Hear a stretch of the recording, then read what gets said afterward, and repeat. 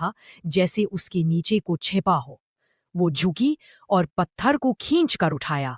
नीचे एक छोटा लोहे का हैंडल था। उसने उसे खींचा, फर्श खुला और नीचे अंधेरे में जाती एक सुरंग दिखी। वो धीरे धीरे नीचे उतरी। दीवारों पर पुरानी दीपक जले हुए थे, पर किसी ने उन्हें जलाया कैसे? राजा की डायरी। नीचे एक कमरा था। दीवार पर राज दरबार की पुरानी पेंटिंग्स थी। बीच में एक लकड़ी की मेज, उस पर एक चमड़े की डायरी पड़ी थी। उसने पढ़ना शुरू किया।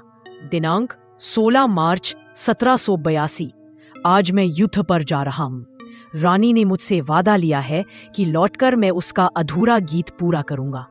अगर मैं लौटा नहीं तो वो गीत मेरे नाम के साथ हमेशा अधूरा रह जाएगा। और रानी ने कहा था, अगर वादा टूटा तो उसकी आत्मा चैन से नहीं रहेगी। आर्या का गला सूख गया। तो ये वही वादा है जो अधूरा रह गया था। वो डायरी पलटती रही। राजा विक्रम युद्ध में घायल हो गया। उसने लौटने की कोशिश की, लेकिन किसी ने उसके ही सैनिकों को भड़का दिया। रानी को झूठी खबर दी गई कि राजा ने किसी और से विवाह कर लिया है। रानी ने उसी रात महल की चौखट पर अपनी जान दे दी। आर्या के हाथ कांप गए। डायरी के आखिरी पन्ने पर कुछ धुंधला लिखा था, रानी वापस आएगी जब कोई बाहरी उसकी कहानी को फिर से बताएगा।